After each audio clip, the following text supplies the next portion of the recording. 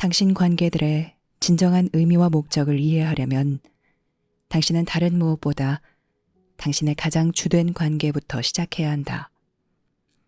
이 관계는 모든 수준에서 당신의 다른 모든 관계에 더 큰 맥락을 제공하는 유일한 관계이며 당신의 첫 안식처이자 마지막 안식처인 유일한 관계이다.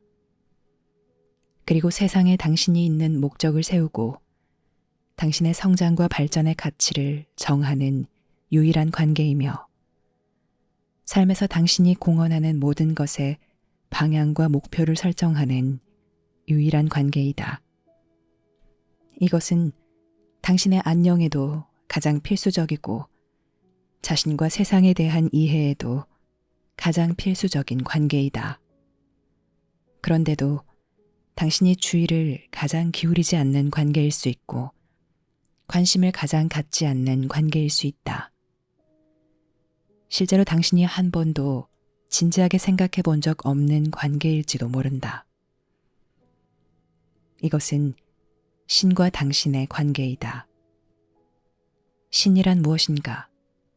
신은 모든 관계의 총합이라고 할 수 있다.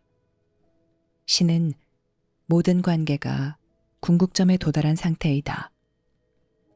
이것은 가치 있는 정의이다. 왜냐하면 이렇게 정의하면 당신은 신을 당신 삶에서 살아있는 힘으로 체험할 수 있으며 절대 원리로 느끼거나 당신의 영역과 세상 삶을 완전히 초월한 현실에 있는 위대하고 고귀한 존재로 느끼지 않기 때문이다. 신은 모든 관계 하나하나의 맥락에서 체험될 수 있다. 즉 당신 자신과 당신의 관계, 당신의 몸이나 마음과 당신의 관계, 다른 이들과 당신의 관계, 자연 및 세상에 살아있는 모든 것과 당신의 관계, 세상 그 자체와 당신의 관계, 당신 주변 우주의 다색의 큰 공동체와 당신의 관계에서 체험될 수 있다. 신과 당신의 관계에 다가가려면 세상에 당신이 온 목적을 말하는 것이 필요하다. 이 문제는 매우 직접적으로 다루어야 한다. 왜냐하면 신과 당신의 관계는 당신이 어떤 목적을 위해 세상에 왔음을 가리키기 때문이다. 이것을 이해해야 하며 신과 당신의 관계에 대해 어떤 가치 있는 탐구를 하려면 이것이 전제되어야 한다. 당신은 신과 관계가 있으며 당신이 세상에 왔으므로 어떤 목적이 있어 이곳에 왔다. 여기서 신은 매우 위대하고 매우 포괄적으로 여겨져야 하며 세상에서 겪는 평범한 체험, 일상적인 일과 상호작용에 평범한 체험을 훨씬 뛰어넘어 확대되어야 한다. 여기서 신은 하나의 대상이나 단일 존재로 인식되기보다는 당신이 하는 모든 체험의 맥락으로 인식될 수 있다. 달리 말하면 신은 당신이 활동하는 환경이다.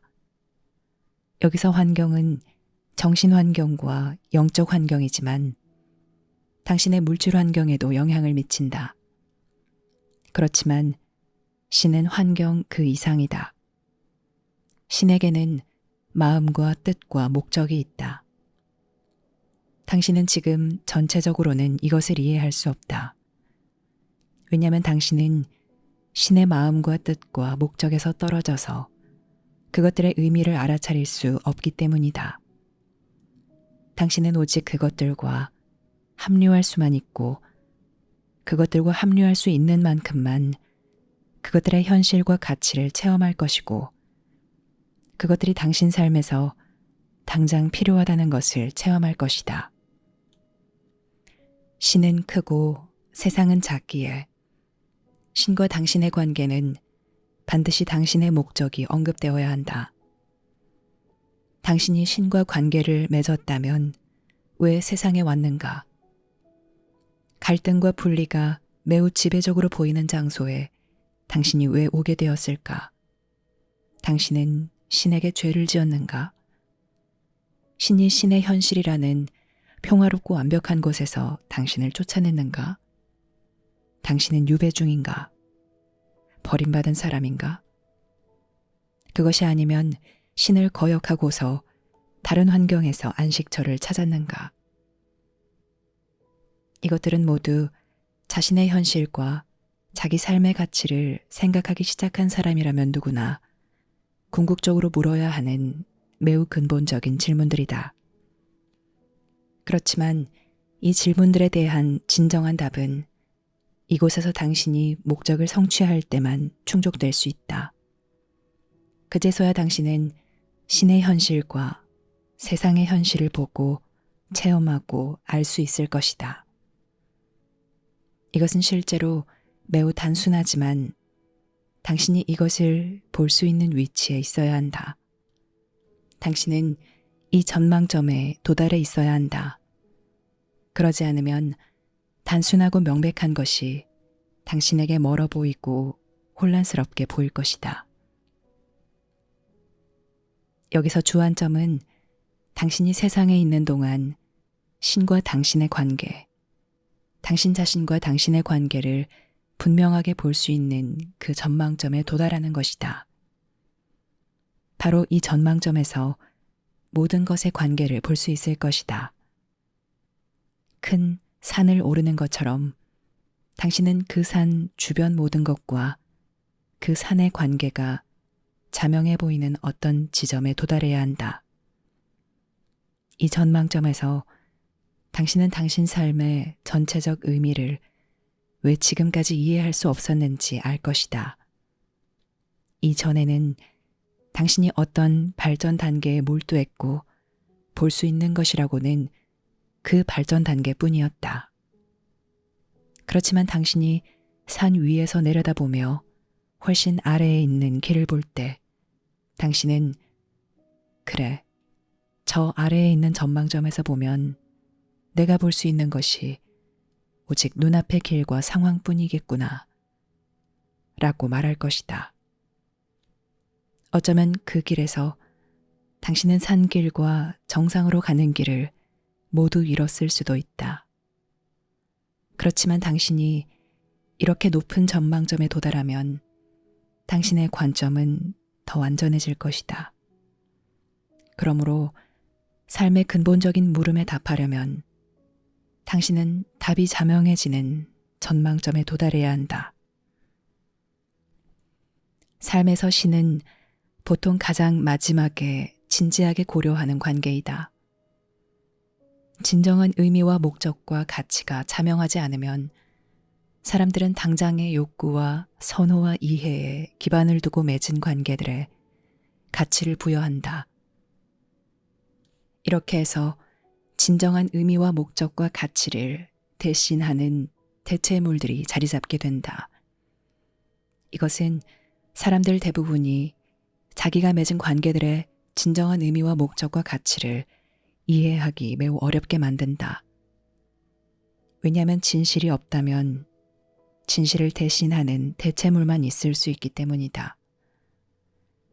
진정한 영적 성장은 진실 그 자체에 다가가고 진실 그 자체를 이해하고 수용하고 포용할 수 있도록 진실의 대체물들을 옆으로 제쳐놓거나 그것들에서 벗어나는 것과 관련이 있다. 신과 당신의 관계는 무엇인가? 신은 당신에게 누구인가? 당신은 신에게 누구인가? 이 질문들은 중요하지만 당신은 지금 부분적으로만 답을 들을 수 있는 위치에 있다.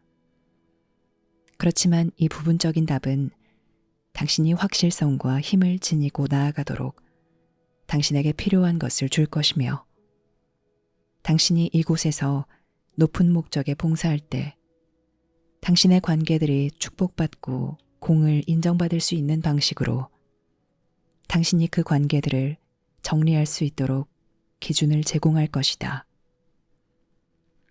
당신은 신이 실제하는 곳에서 신이 실제하지 않는 것처럼 보이는 곳으로 왔다. 당신은 삶이 배어있고 내재한 마음 상태에서 삶이 분리되고 따로 떨어져 보이는 곳으로 왔다. 당신은 평화와 조화가 있는 곳에서 갈등과 불화가 있는 곳으로 왔다. 당신은 완전히 수용하는 곳에서 분리와 경쟁과 공격 등이 있는 곳으로 왔다. 그렇다면 당신이 세상이라는 곳에 있는데 어떻게 신과 관계를 맺을 수 있는가? 이것은 삶의 큰 역설 중 하나이며 많은 사람이 자신의 가장 주된 관계의 현실을 받아들이고 이해하는 것을 막는 역설이다. 세상이 진실로 존재하면 어떻게 신이 진실로 존재할 수 있는가?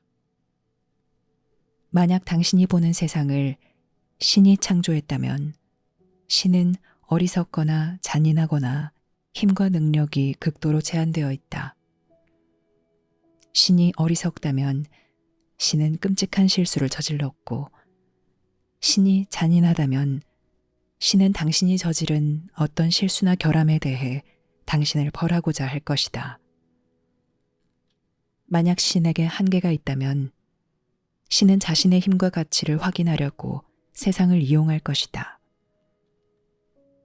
신이 자신의 가치를 의심하는 것은 분명히 나약함의 표시일 것이다. 만약 당신이 보는 세상을 신이 창조했다고 당신이 믿으면 신이 어리석거나 잔인하거나 신의 힘이 극도로 제한되어 있다고 당신은 결국 받아들이거나 결론을 내려야 한다. 이 점을 고려하면 신은 분명히 당신이 신뢰할 수 없는 존재이거나 헌신하거나 완전히 공명할 수 없는 존재이다. 왜냐하면 신이 어리석다면 당신은 신의 잘못을 함께 질 것이고 그 대가를 치를 것이기 때문이다. 만약 신이 잔인하다면 신은 당신을 벌할 것이고, 만약 신의 힘이 제한되어 있다면 당신은 이로운 방식으로 당신과 세상을 도우려는 신을 믿지 못할 것이기 때문이다.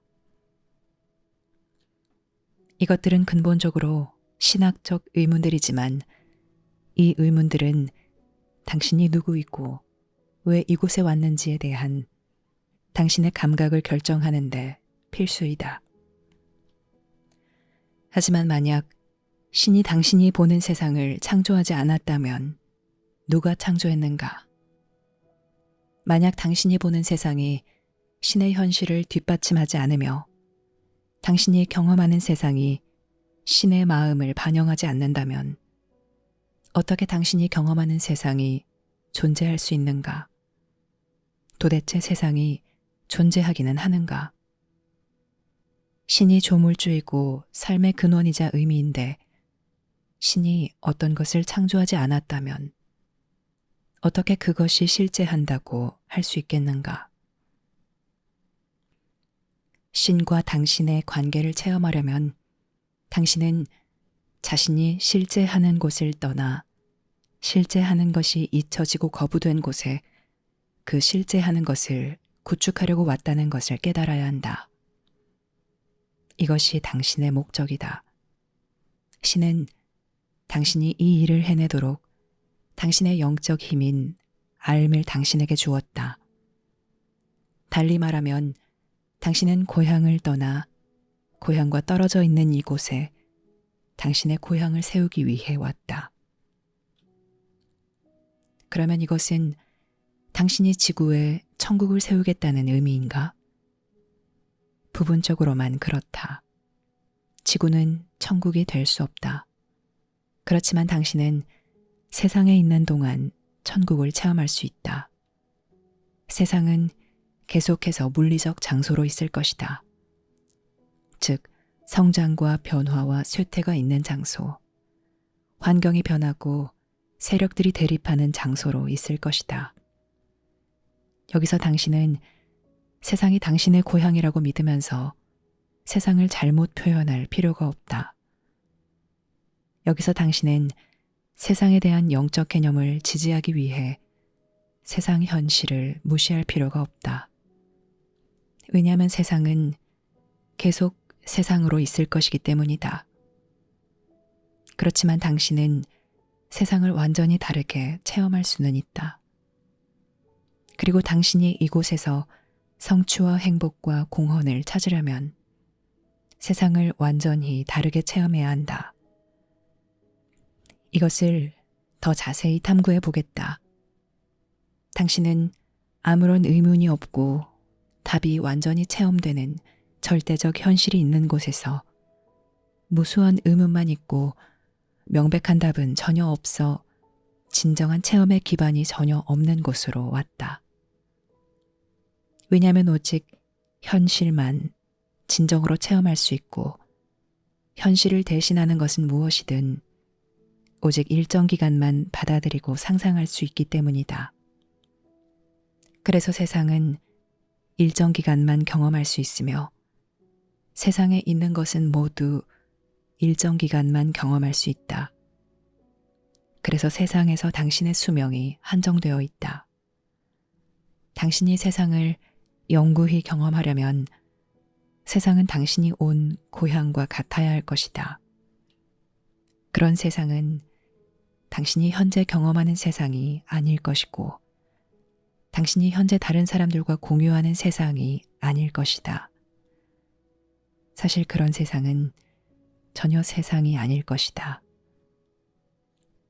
여기서 주안점은 세상을 완벽하게 만들려고 하는 것이 아니라 고향의 경험을 세상에 가져와 세상이 진화하고 더 진화하도록 하는 것이다. 이런 식으로 당신이 이곳에 있는 동안 특정 공헌을 할 수 있다. 그래서 이곳과 당신의 고향 사이에 분리가 사라질 수 있을 것이다. 당신의 고향은 당신이 사는 곳이고 세상은 당신이 일하러 온 곳이다. 당신은 일하러 세상에 왔다. 신은 당신을 파견했고 당신은 스스로 왔다. 왜냐하면 당신에게는 여기 있는 데 필요한 완벽한 알미 있기 때문이다. 이것은 마치 당신과 신이 거래했거나 당신이 하고 싶지 않은 것을 당신에게 하도록 신이 강요했거나 신이 원하지 않은 어떤 일을 당신이 한 것과 같은 그러한 것이 아니다. 알매는 아무런 불화도 없으며 어떠한 반대 세력도 없다. 오직 진짜인 것만 있으며 해야 하는 것에 대한 확실성만 있다. 그러므로 당신은 고향에서 일하는 곳으로 왔다. 당신이 세상에서 하는 일에는 두 영역이 있다. 하나는 관계들과 자신을 완전히 다르게 체험하는 것이고 다른 하나는 세상에서 당신이 구체적으로 공헌하는 것이다. 첫 번째를 하지 못하면 두 번째는 일어나지 않을 것이고 관계에 대한 당신의 체험은 삶 그 자체와 조화를 이루지 못할 것이다. 당신은 자신의 공헌을 완전히 인지하거나 제공할 수 없을 것이다. 사실 당신이 하지 못한 공헌은 당신에게 큰 부담과 짐이 되며 해결책이 아니라 문제가 될 것이다. 관계와 높은 목적에 대한 이 가르침이 당신에게 전해지고 있으니 당신이 맺은 관계들의 참된 본성과 목적을 깨달음으로써 당신은 세상에서 자신의 공헌을 발견하여 조화롭게 표현할 수 있다. 관계는 삶 자체이고 모든 것은 관계이다. 그래서 이런 식으로 보면 당신은 자신이 가장 잘 나아갈 방법을 결정하는 위치에 있다. 당신은 세상에서 행사하는 권한을 부여받는다. 선택권이 매우 제한적이기는 하지만 당신은 선택권을 부여받는다. 여기서 성공하려면 이것을 이해하는 것이 지극히 중요하다. 이것을 이해하면 당신은 자기 일들을 관리할 힘이 생긴다. 그런데도 당신은 자신을 인도하고 준비시키도록 당신 삶의 큰 권한을 신에게 준다. 이러한 관점에서 볼 때 당신이 세상에 있는 동안 신과 당신의 관계에 의미가 있을 수 있다. 당신은 이곳에 온 자신의 목적을 발견하고 실행하는 것으로 신을 체험한다. 당신이 이곳에 온 목적에 봉사하지 못하면 당신은 자신과의 관계, 또 다른 이들과의 관계, 세상과의 관계, 신과의 관계에서 깊은 혼란에 빠질 것이다. 당신이 이것을 해야 한다는 것을 알기에 세상에 왔다. 세상은 일을 해야 하는 곳이기에 신은 당신이 이것을 해야 한다는 것을 알았다. 당신이 세상에 온 진정한 이유는 당신이 고향에서 한 경험을 이곳에 다시 세우고 당신이 와서 공헌하려고 한 그 구체적인 선물을 주기 위해서이다. 이성으로는 신과 당신의 관계를 이해할 수 없다. 이 관계는 체험해야 한다. 이 체험의 깊이는 이 체험을 바라는 열망과 받아들이는 역량에 달려있다. 열망과 역량. 이것이 모든 사람과 당신의 관계, 모든 것과 당신의 관계에서 당신이 체험하는 범위를 결정한다. 사실은 이 두 기준이 당신 체험의 범위와 기간을 결정한다. 그러므로 알을 바라는 열망을 키우고 함양하며 알을 체험하는 역량을 확장할 때 당신이 성장하고 진보한다. 신과 당신의 관계를 살펴보기 시작하려면 당신은 먼저 지금 당신이 신을 어떻게 보는지에 대해 매우 정직해져야 한다. 당신이 신을 사랑한다거나 신이 당신을 사랑한다고 단순히 믿는 것만으로는 충분하지 않다. 왜냐하면 이것은 그저 희망일 뿐이고 아직 확실성과 확신에 기반을 둔 것이 아니므로 단순히 당신의 불신과 불확실성, 회피와 죄책감을 가릴 뿐이기 때문이다. 이것은 신과 당신의 관계가 현실적이 되고 건강해지고 활기차기 위해 당신이 드러내야 하는 것을 숨긴다. 이제 당신은 신과 당신의 관계를 생각해 볼 필요가 있다. 나는 신을 사랑하고 신뢰하는가? 신은 나를 사랑하고 신뢰하는가? 신은 사랑할 만하고 믿을 만한가? 나는 사랑할 만하고 믿을 만한가? 나는 신과 함께 할 만한가? 신은 나와 함께 할 만한가? 나는 내 삶에서 일어난 일로 신을 원망했는가? 라고 자문해 보라. 이것을 깊이 살펴보면 당신이 다른 사람들과 어떻게 관계를 맺는지, 또 어떤 사람이나 어떤 대상과 친밀하게 관계를 맺을 수 있는지 이해하기 시작할 것이다. 어떤 사람이나 어떤 대상의 친밀감을 느끼는 경험은 신을 체험하려는 열망과 체험하는 역량을 직접적으로 반영한다.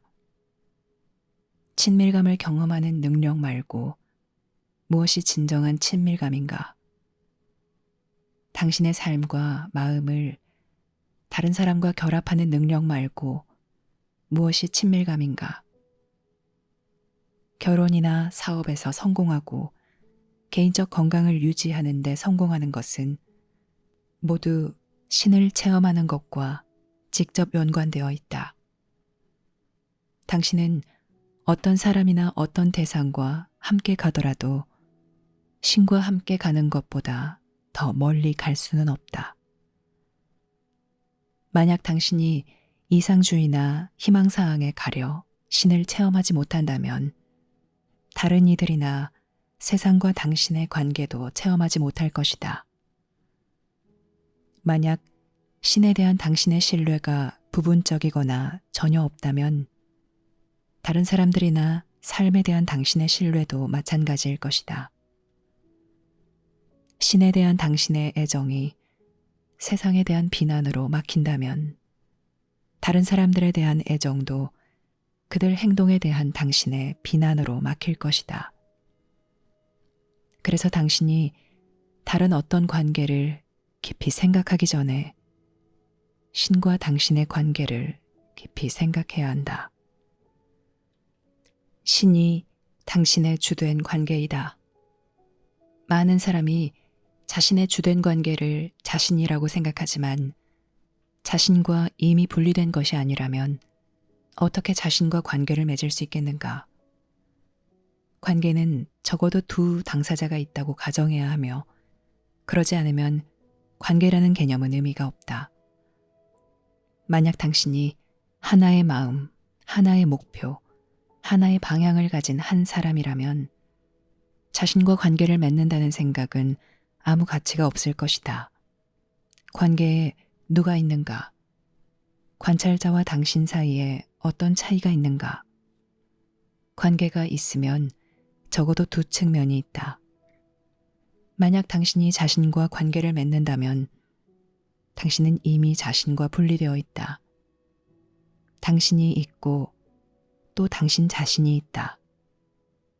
그러면 당신은 누구이고 당신이 아닌 것은 누구인가? 그리고 당신이 아닌 자아는 누구인가? 그러므로 당신은 당신 자신에게서 분리되어 있고 다른 사람들에게서 분리되어 있으며 신에게서 분리되어 있다는 것을 받아들이는 것이 필요하다. 이렇게 분리되어 있는 것은 부분적으로는 당신의 진화 과정에서 당신이 속한 발전 단계 때문이고 부분적으로는 세상의 상태 때문이다. 세상의 상태는 당신이 별개의 의식을 가지고 별개의 가치관 등을 가진 분리된 개인이 될 것을 요구한다. 그러므로 자신과의 관계가 당신의 주된 관계라고 생각하지 말라. 왜냐하면 신과 당신의 관계가 없다면 당신은 자신을 이해할 실질적 기반이 없을 것이기 때문이다. 당신은 자신이 마음에 들면 자신을 좋아하고 마음에 들지 않을 때 자신을 싫어할 것이다. 당신은 자신이 믿을만 하면 자신을 믿을 것이고 자신이 믿을만 하지 않으면 자신을 믿지 않을 것이다. 자신에 대한 당신의 평가는 전적으로 당신의 관념에 기반을 둘 것이다. 그래서 당신의 관념이 관계의 기준이 될 것이다. 심지어 당신의 행동보다 더 큰 기준이 될 것이다. 왜냐하면 당신의 행동을 결정할 수 있는 것은 오직 당신의 관념이나 결론뿐이며 결론 역시 관념이기 때문이다. 사실 당신 자신과의 관계나 다른 사람들과의 관계나 세상과의 관계에 대해 내린 당신의 모든 평가는 관념에 기반을 둔다. 하지만 신과 당신의 관계는 관념에 기반을 두는 것이 아니라 친밀감과 목적에 대한 체험에 기반을 둔다. 당신에게는 세상에 온 목적이 있다. 신은 당신이 무엇을 하기를 바란다. 그 일을 하는 것이 당신의 뜻이다. 당신의 진짜 뜻을 깨달을 때 당신은 신이 당신에게 바라는 뜻을 깨닫게 된다.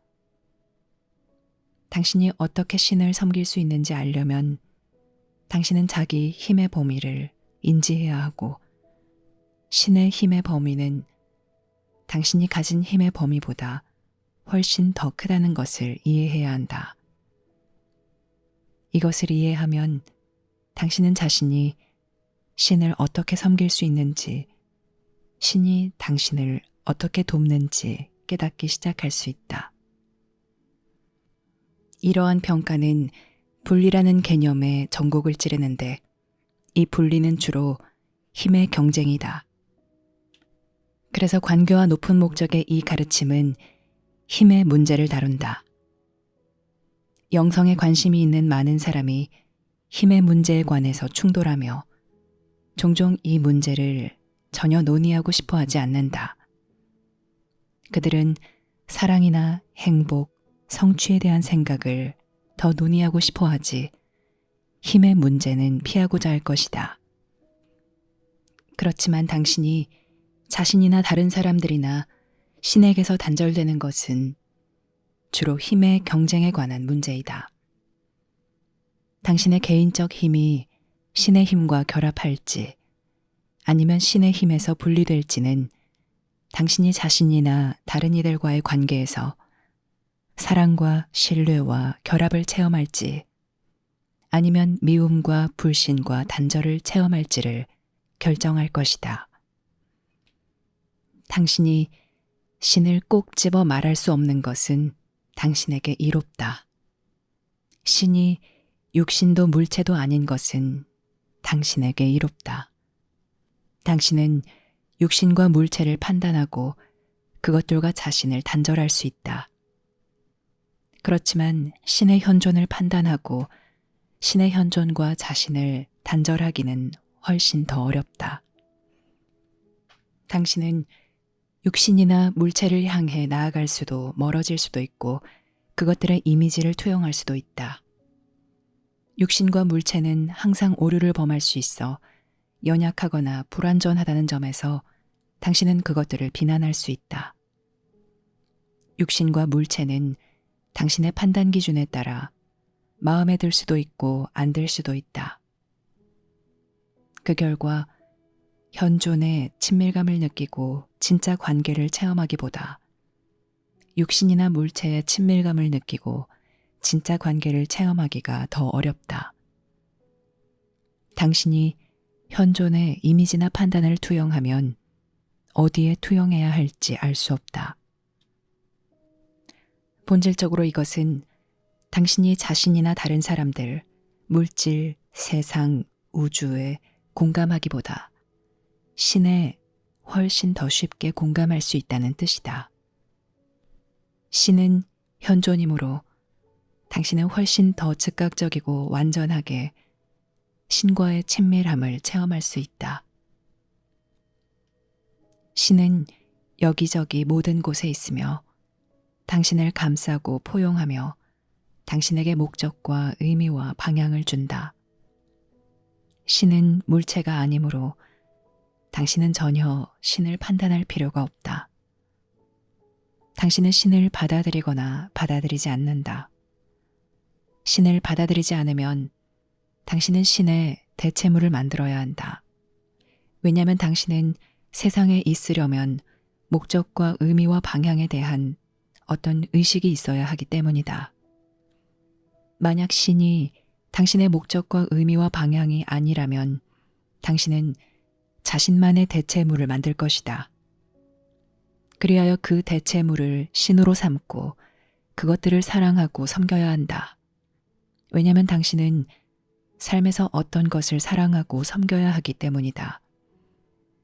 이 대체물들 가운데 일부는 해가 없어 보이고 일부는 분명히 파괴적이지만 모두 당신에게서 진정한 관계를 빼앗고 모두 당신에게서 삶의 참된 목적과 의미와 방향을 빼앗는다. 왜냐하면 대체물은 이것들을 진정으로 제공할 수 없기 때문이다. 대체물은 단지 이것들을 대신할 수만 있다. 대체물은 삶이 당신에게 주는 것을 줄 수 없으며 오직 삶이 당신에게 주는 것을 흉내만 낼 수 있고 오직 당신을 일시적으로만 자극할 수 있다. 한 걸음 더 나아가면 궁극적으로 당신은 오직 신과 관계를 맺거나 아니면 당신 관념과 관계를 맺을 수만 있다. 왜냐하면 모든 대체물은 관념일 수밖에 없기 때문이다. 비록 당신이 이러한 대체물을 지지하고 강화하고 다시 체험하려고 시도하는데 삶을 바칠 수도 있지만 그것들은 본질적으로 그저 마음에서 집착하는 관념일 뿐이다. 그래서 사람들이 포기하는데 가장 어렵고 중요한 것은 그들의 관념이다. 왜냐하면 그들의 정체성과 확신과 안정감의 기반이 그들의 관념에 있기 때문이다. 신과 당신의 관계를 체험하려면 당신은 자신이 창조했고 다른 이들과 공유하는 신의 대체물들을 옆으로 제쳐놓기 시작해야 한다. 신은 친밀감에 대한 순수한 체험이므로 관계에 대한 순수한 체험이다. 이것은 공유된 힘에 대한 순수한 체험이고 당신 삶의 올바른 지휘 체계에 대한 순수한 체험이며 사랑과 포함에 대한 순수한 체험이다. 만약 이 관계를 바라는 열망이 강해지고 이 관계를 체험하는 역량이 점차 확장되면 당신은 다른 사람들이나 세상과 의미 있는 관계 속에서 신과의 이 친밀함을 체험할 수 있을 것이다. 그러나 만약 신과 당신의 관계가 의도적이든 의도적이 아니든 부정되면 당신은 오직 당신의 관념을 지지할 수밖에 없다. 여기서 당신은 자신의 관념을 지지하기 위해 자신과의 관계나 다른 이들과의 관계를 이용하려고 할 것이고 자신의 관념에 맞추려고 할 것이다. 이것이 고난과 불화로 이어진다. 왜냐하면 삶은 당신 관념에 구속받지 않고 존재하며 다른 이들도 당신 관념에 구속받지 않고 존재하기 때문이다. 만약 당신이 다른 이들을 당신 관념에 맞추려고 하면 당신은 그들을 가두려고 할 것이고 당신도 그들과 함께 죄수가 될 것이다. 여기서 당신은 신에게 갖는 이점이 있다. 왜냐하면 신은 육체가 없기 때문이다. 신은 순수한 본질이고 체험이다. 당신은 어디에서나 누구와 함께 있든 어떤 상황에서도 신을 체험할 수 있다. 사실 당신이 어떤 사람, 어떤 장소, 어떤 물체에서 어떤 진정한 기쁨을 얻든 그것은 신을 체험함으로 얻는다. 당신은 그 체험을 이렇게 생각하지 않을 수도 있지만 이것이 바로 실제로 일어나는 일이다. 진정한 행복은 항상 신과 당신의 관계를 당신이 체험하는 것을 반영한다. 당신은 신을 체험하기 위해 종교인이 될 필요도 없고 심지어 종교를 가질 필요도 없다. 만약 당신이 참된 친밀감과 포함과 행복을 체험한다면 신을 체험한다. 이때 당신은 신을 믿지 않을 수도 있고 교회에 속하지 않을 수도 있지만 어느 정도 신을 체험한다. 당신은 종교 체험을 한다. 근본적으로 모든 종교기관의 목적은 신을 체험하려는 열망과 체험하는 역량을 기를 수 있는 환경을 제공하는 것이다. 만약 신이 단순히 거창한 관념이 아니라 체험이라는 것을 당신이 알 수 있다면 당신은 신과 당신의 관계와 다른 이들과 당신의 관계 사이가 연결된 것을 볼 수 있을 것이다. 당신은 신과 당신의 관계를 통해 다른 이들과 참된 방식으로 관계 맺을 수 있고 신에게 헌신하는 것을 통해 다른 이들에게 헌신할 수 있음을 알 것이다. 그리고 신과 공유하는 힘을 체험함으로써 다른 이들과 당신의 힘을 공유할 수 있음을 알 것이다. 당신은 신의 사랑을 체험하는 역량이 다른 이들과의 사랑을 체험하는 역량을 결정한다는 것을 알 것이다. 당신이 처음부터 신과 당신의 관계에 관심을 기울이는 것이 현명하다. 하지만 당신은 신을 신비로운 채로 두고 규정하지 않은 채로 두어야 한다. 왜냐하면 현존에는 형태를 부여할 수 없기 때문이다.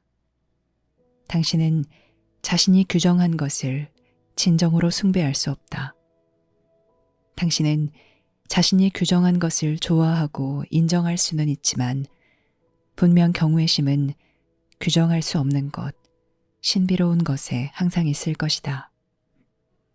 당신은 어떤 구체적인 것을 믿고 그것에 헌신할 수도 있지만 결코 그것을 참으로 경외하지는 못할 것이다. 신을 규정하려는 시도는 신을 구체화하려는 시도이며 신을 자기 관념에 맞추려는 시도이다. 그런데 이 시도는 신과의 직접적인 관계나 다른 이들과의 직접적인 관계를 당신이 체험할 수 없게 한다. 신과 당신의 진정한 관계는 영원히 규정할 수 없으며 신비롭다. 성장과 영적 진보의 궁극적 목표는 신과 당신의 관계를 체험하려는 열망과 체험하는 역량을 구축하는 것이다. 신과 당신의 관계는 이미 완전히 구축되어 있다. 당신은 세상에 있는 동안 이 관계를 회복하는 법을 배운다. 여기에는 삶의 회복이 포함되며 삶의 회복에는 신과 당신의 관계에 대한 체험이 포함된다. 세상에 희망이 있는가? 당신에게 희망이 있을 때만 희망이 있다. 세상이 치유를 경험할 것인가? 당신이 치유를 경험할 수 있을 때만 경험할 것이다. 당신의 가장 주된 관계를 새롭게 하는 것 말고 무엇이 치유인가? 이것 말고 다른 참된 치유는 없다. 참된 치유는 서로 단절된 두 대상이 서로 의미 있는 관계로 되돌아가는 것이다. 의미 있는 관계는 목적이 있는 관계이다. 세상에 있는 모든 사람은 목적이 있다. 왜냐하면 모든 사람은 어떤 일을 하기 위해 이곳에 왔기 때문이다. 세상은 행동하는 곳이고 당신의 고향은 존재하는 곳이다. 세상은 일하는 곳이므로 행동하는 곳이다. 일은 맡은 일을 완수하는 것이 포함된다. 당신의 고향은 영원한 것이고 세상은 일시적인 곳이다. 당신의 고향은 평화로운 곳이고 세상은 행동하는 곳이다. 신과 당신의 관계는 치유되어야 하는 관계이다. 왜냐하면 그것이 당신 삶에서 주된 갈등이기 때문이다. 신과 단절된 것이 당신의 모든 갈등과 무능력의 근원이다.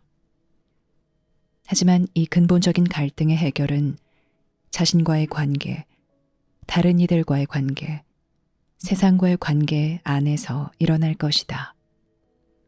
다시 말해서 당신의 문제는 신과의 관계이지만 해결책은 자신과의 관계, 다른 이들과의 관계, 세상과의 관계를 통해 마련될 것이다. 진정한 치유는 이 세 가지 영역의 맥락에서 이루어져야 한다. 당신이 이것을 할 수 있는 힘은 신에게서 받는다. 신은 보이지 않으므로 당신이 신과의 친밀감을 체험하기가 더 쉽다. 그러나 만약 당신이 자신을 단지 하나의 물체나 육신으로만 여긴다면 당신은 다른 물체와 육신에만 관계를 맺을 것이다. 그런데 당신이 자신을 현존의 일부로 체험한다면 그때 당신은 다른 이들의 현존을 인지하는 법을 배울 것이다. 이것이 바로 치유 과정의 일부이다. 모든 관계의 기반은 목적이다. 예를 들어 당신은 입은 옷과 관계를 맺는다. 왜냐하면 그 옷은 목적에 봉사하기 때문이다. 당신은 사는 집과 관계를 맺는다. 왜냐하면 그 집은 목적에 봉사하기 때문이다. 이것은 명백해 보일지라도 일단 이것을 받아들이고 이것이 적용된 것을 보기 시작하면 이것은 혁명적인 생각이다.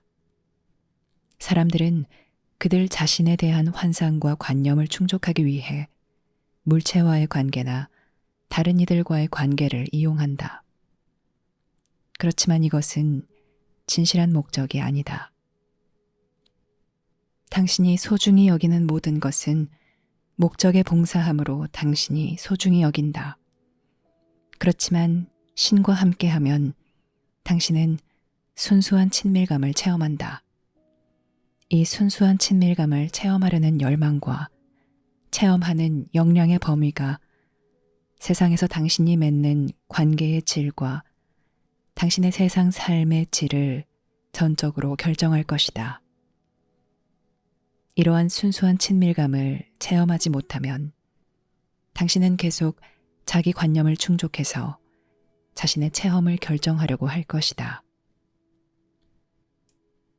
신과 당신의 관계를 생각할 때 당신은 답을 내놓을 필요가 없으며 오로지 묻는 것만이 필요하다. 당신은 깨달음의 문을 열기 위해 이처럼 묻는다. 삶은 답을 얻는 것이 아니다. 당신은 이미 수많은 답이 있는데도 당신에게 절실히 필요한 것들을 답하지 못했다. 그래서 답을 얻는 것이 주안점이 되어서는 안 되며 체험이 주안점이 되어야 한다. 관계는 체험을 통해 치유된다. 관념이 이 같은 체험으로 이어질 수는 있지만 그 관념들 자체는 답이 아니다. 그러니 이 첫 장에서 지금까지 제시한 것을 주의 깊이 생각해보라. 문은 열렸지만 궁극적인 답은 제공되지 않았다. 배우는 사람이 되려면 당신은 답에 만족해서는 안 되며 진정한 이해를 구해야 한다. 온전히 이해하려면 이성적으로도 이해해야 하고 친밀함, 즉 아는 것도 체험해야 한다. 여기서 아는 것이 가장 중요하며 이성적 이해는 부차적이다. 이 아는 것은 당신을 신과 다시 연결하고 세상에 온 당신의 큰 목적과 다시 연결한다. 이때 당신은 자신과의 관계, 다른 이들과의 관계, 세상과의 관계라는 맥락 안에서 신을 체험하기 시작한다. 사실 당신은 이것을 하기 위해 세상에 파견되었다. 그래서 당신은 목적을 지니고 세상에 왔다. 이것이 세상과 자신에게 주는 당신의 선물이며 동시에 신에게도 주는 당신의 선물이다. 당신이 맺는 자신과의 관계, 다른 이들과의 관계, 세상과의 관계는 신을 체험하고 당신의 목적을 발견하고 당신이 공헌하는 새 영역이다. 당신이 이제 관심을 기울여야 하는 것은 바로 이 새 영역이다. 이것들이 바로 세상에서 성취하는 영역들이다.